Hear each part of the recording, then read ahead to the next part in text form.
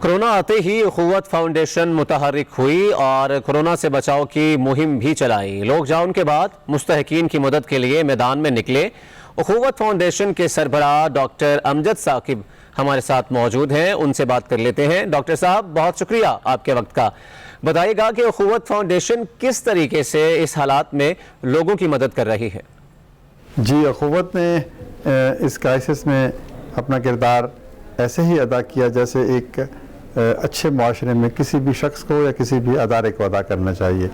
یعنی جب یہ مسائل شروع ہوئے تو ہم نے سب سے پہلے ایک منصوبہ بندی کی کہ ہم کیا کریں گے، کیسے کریں گے۔ پھر ہم نے لوگوں کو گلی محلے کی سطح پر لوگوں کو تیار کیا کہ ایک ہمسائے کے ساتھ مواخات کی ضرورت ہے۔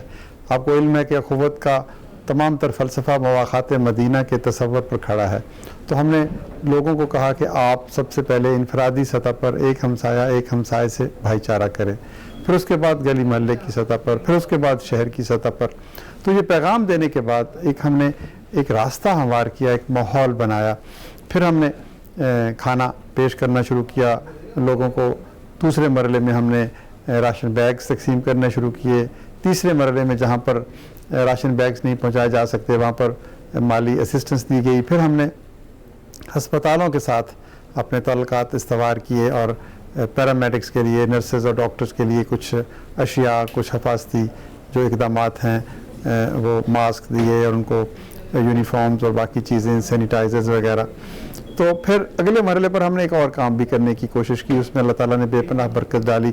ہم نے کہا کہ بہت سے لوگ ایسے بھی تو ہیں جو راشن بیگ نہیں لینا چاہتے لائن میں کھڑے ہو کے، ان کی عزت نفس مانے آتی ہے۔ تو پھر ان کو ہم نے کہا کہ آپ ہم سے قرض لے لیں، 10 20 30 ہزار روپے اپنی مشکل کے دن پورے کریں، اور اس کے بعد جب آپ کا کاروبار شروع ہو جائے تو آپ ہمیں واپس کرنا شروع کر دیں۔ تو یہ مختلف نوعیت کے کام ہیں جو ہم نے اخوت نے اپنے ساتھیوں کے ساتھ مل کے، مخیر حضرات کے ساتھ مل کے یہ کیے۔ اچھا ڈاکٹر صاحب، کسی بھی فلاحی ادارے کے لیے ڈونرز کا کردار بڑا اہم ہوتا ہے، تو ڈونرز کی آپ کو کیا مدد مل رہی ہے، اس بارے میں بتائیے گا۔ جی ہاں، یہ تو بہت ہی اہم سوال ہے۔ لوگ ایک لفظ استعمال کرتے ہیں ڈونر فٹیگ، یعنی جو مخیر حضرات ہیں وہ تھک گئے ہیں مدد کرتے کرتے۔ تو ایسا نہیں ہے، کسی بھی زندہ معاشرے میں جو دینے والا ہے وہ تھکتا نہیں ہے۔ جب کوئی شخص دیتا ہے اللہ کی راہ میں تو اگر وہ اخلاص کے ساتھ دے رہا ہے تو اللہ تعالیٰ اس کی دینے کی وسعت میں اضافہ کر دیتا ہے، اس کے شوق میں اضافہ کر دیتا ہے، اس کی لذت جو ہے وہ بڑھ جاتی ہے۔ تو الحمدللہ اگر آپ اخلاص سے، محنت سے، نیکی سے کام کریں اور خود سے ایک مثال قائم کریں دینے کی، تو ہمارے ادارے میں جو لوگ کام کرتے ہیں، ہمارے جو ملازمین ہیں، آپ یقین کیجئے وہ بھی دینے والے ہیں۔ وہ دینے والے کیسے ہیں کہ وہ 8 گھنٹے یا 10 گھنٹے کی معمولی تنخواہ لیتے ہیں لیکن 12 گھنٹے یا 16 گھنٹے کام کرتے ہیں۔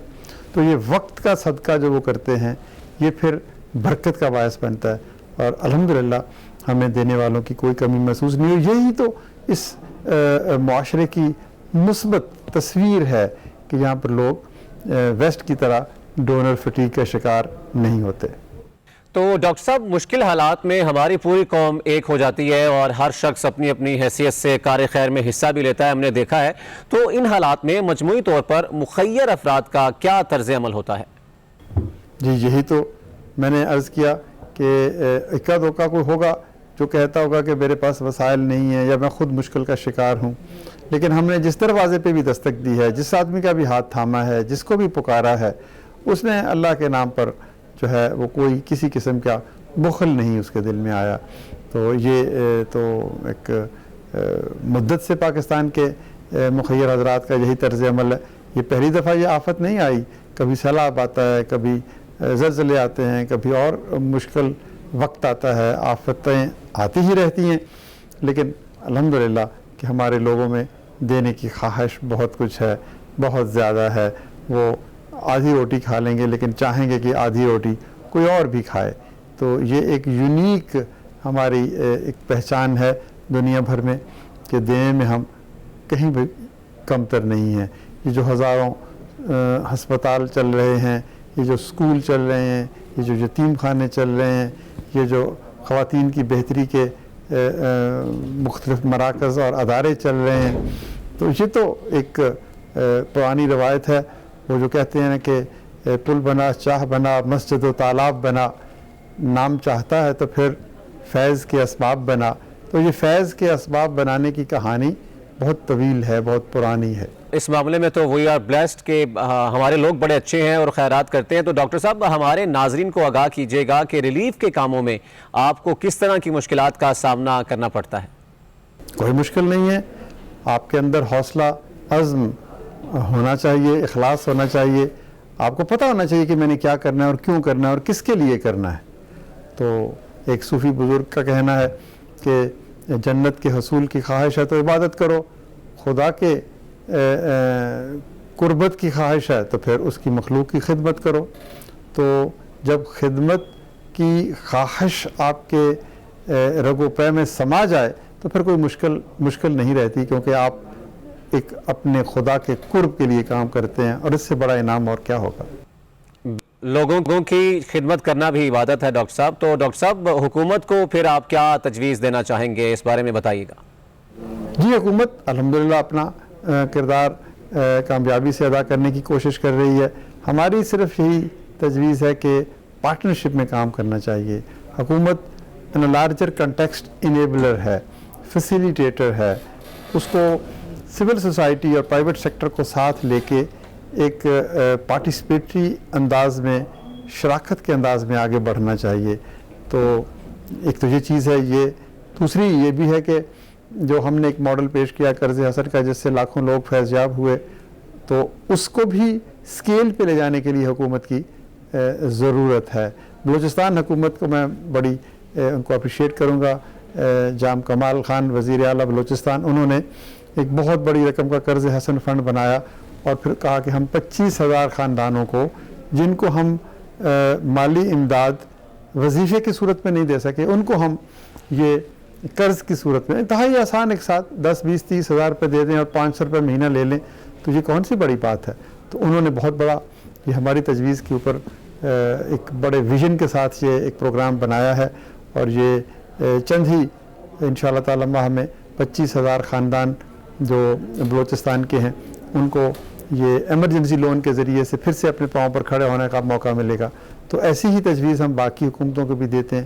تو مجھے یقین ہے کہ وہاں پر بھی ایسا ہی کام ہوگا، کیونکہ کوئی ایک ہدف نہیں ہے، کوئی ایک ہنر نہیں ہے، کوئی ایک راستہ نہیں ہے، کوئی ایک حکمت عملی نہیں ہے. یہ ایک یونیک سچویشن کریٹ کی ہے اس نے، اس بیماری نے. تو اس کے لیے ہمیں بڑی ایک ہمہ جہت قسم کی پالیسی تشکیل دینے کی ضرورت ہے. تو مختلف سیگمنٹس آف سوسائٹی کو کیسے انگیج کرنا ہے، ڈونرز کو کیسے انگیج کرنا ہے، اور جو متاثرہ افراد ہیں ان کو کیسے انگیج کرنا ہے، صحت کی سہولتیں کیسے انشور کرنی ہے، تعلیم کے میدان میں ہمیں اسکولوں، کالجز اور یونیورسٹیز کو کیسے آباد کرنا ہے، اور ایک لانگ ٹرم بیسس پر معاشی صورتحال کو کیسے بہتر کرنا ہے، روزگار کیسے پیدا کرنے ہیں. تو یہ سارے کام حکومت تبھی کر سکتی ہے جب حکومت پارٹنرشپ پہ یقین رکھے، دوسروں کو ساتھ لے کر چلے. پرائیویٹ سیکٹر کو پبلک سیکٹر کے ساتھ مل کے کام کرنا چاہیے، این جی او سیکٹر کو کام کرنا چاہیے. تو جیسے میں نے آپ کو بلوچستان کی مثال دی، سندھ حکومت نے بھی ہم سے رابطہ کیا ہے، وہ بھی اس میں کچھ کام کرنا چاہتے ہیں. وفاقی حکومت کے ساتھ بھی ہم کام کر رہے ہیں. پنجاب حکومت نے اس سلسلے میں کئی ایک اسکیمیں بنائی ہیں اور ان کے اوپر فیصلہ ہونے والا ہے. تو یہ مختلف کام ہیں. تو ایک آپ مجھ سے صرف تجویز پوچھیں تو وہ یہی ہے، اشتراک عمل. ٹھیک، ہم سب جانتے ہیں کہ اخوت جیسا ادارہ بڑی کامیابی سے کام کر رہا ہے، لوگوں کی مدد بھی کر رہا ہے. تو ڈاکٹر صاحب کیا آپ دوسرے جو غیر سرکاری اداروں اور این جی اوز کے ساتھ مل کر کام کرنا چاہتے ہیں، یہ بھی بتائیے گا. جی ہاں، ہم تو سب کے ساتھ مل کر کام کرنا چاہتے ہیں. ہم تو جیسے میں نے حکومت کے لیے کہا کہ حکومت کو پارٹنرشپ میں کام کرنا چاہیے. دیکھیں، ہم سب لوگ ملیں گے تو پاکستان بنے گا.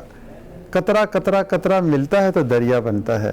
تو اگر آپ قطرے کو دیکھیں تو وہ ایک تو کچھ بھی نہیں ہے، لیکن جب وہ ایک دریا کی صورت اختیار کرتا ہے تو پھر اس کی موجوں سے آپ دیکھیں کہ ایک اور طرح کا ایک منظر نظر آتا ہے. تو ہمیں مل جل کر کام کرنا ہے، ہمیں ہاتھ سے ہاتھ جوڑنا ہے، ہمیں اپنی صلاحیتوں کو یکجا کرنا ہے، ہمیں سینرجی کریٹ کرنی ہے. نیکیاں جب نیکیوں سے ملتی ہیں نا تو پھر ایک بہت بڑی نیکی اس کے نتیجے میں جنم لیتی ہے. تو ہم اور این جی اوز کے ساتھ بھی ملتے ہیں، ہم ان کے ساتھ ڈیٹا شیئر کرتے ہیں، ہم ان کے ساتھ ایکسپرٹیز شیئر کرتے ہیں، ہم ان کے ساتھ اپنی جو تجربات ہیں وہ شیئر کرتے ہیں، ہم ان سے سیکھتے ہیں، وہ ہم سے سیکھتے ہیں. تو یہ کوئی ایک شخص، میں نے جیسے عرض کیا کہ اس مسائل کا حل ڈھونڈ نہیں سکتا، کوئی ایک ادارہ اس مسائل کا حل ڈھونڈ نہیں سکتا. یہ سب تبھی ہوگا جب ہم ایک، جس طرح کہتے ہیں ایک تسبیح میں کتنے دانے ہیں اور ایک دھاگے نے ان کو ایک تشکیل دے دی. بالکل ٹھیک. اخوت فاؤنڈیشن کے سربراہ ڈاکٹر امجد ثاقب ہمارے ساتھ موجود تھے، مفید باتیں کی.